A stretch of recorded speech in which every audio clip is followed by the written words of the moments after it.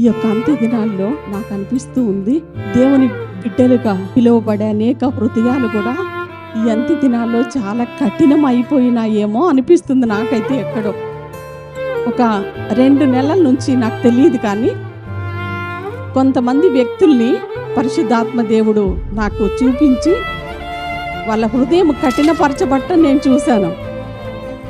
నాకు అర్థమవుతుంది లోపల. పరిశుద్ధాత్మ దేవుడు కొంతమందిని గురించి నేను ఆలోచిస్తూ ఉన్నప్పుడు వారి హృదయం కఠినపరచబట్టం నేను చూశాను అన్నమాట. ఎందుకు హృదయం కఠినపరచబడుతుంది అని మీరు అడుగుతారేమో.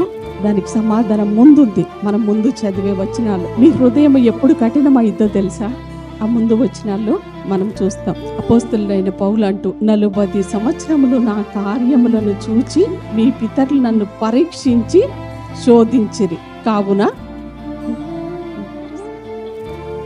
ఆ పక్క వచనం చదవండి. కావున నేను ఆ తరము వారి వలన విసిగి వీరెల్లప్పుడూ తమ హృదయాలోచనలలో తప్పిపోవుచున్నారు, నా మార్గములను తెలుసుకొనలేదు గనుక నేను కోపముతో ప్రమాణము చేసినట్టు వారు నా విశ్రాంతిలో ప్రవేశింపరని చెప్పి తిని.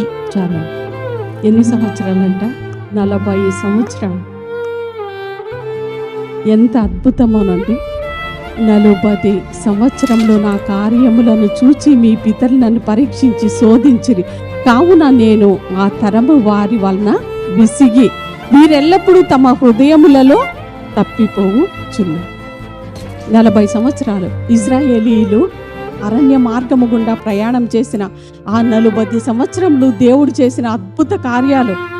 దేవుడు నిజంగా చెప్పాలి అంటే ఒక విధంగా బాధపడుతూ ఉన్నాడు. ఈ తరం వారి వలన నేను విసిగిపోయాను. వాళ్ళ హృదయం దేవునికి చాలా దూరంగా ఉంది.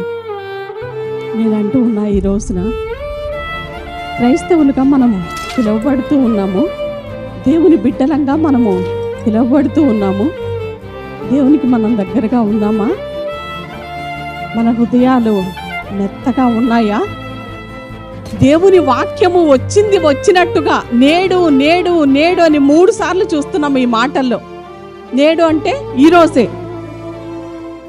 దొంగతో దేవుడు ఒక మాట అంటూ ఉన్నాడు, నేడే నీవు నాతో కూడా పరదేశులో ఉండు. అంటే ఈరోజే నువ్వు నాతో కూడా పరదేశులో ఉంటావు. ఈ యొక్క సందర్భంలో చూస్తున్నాం, పౌలు అంటూ ఉన్నాడు, నేడు అనబడే సమయము ఉండగానే, ఈరోజు ఈ సమయాన్ని దాటివేయొద్దండి. ఇంకా ఈ సమయం దాటిపోతే చాలా కష్టం అండి.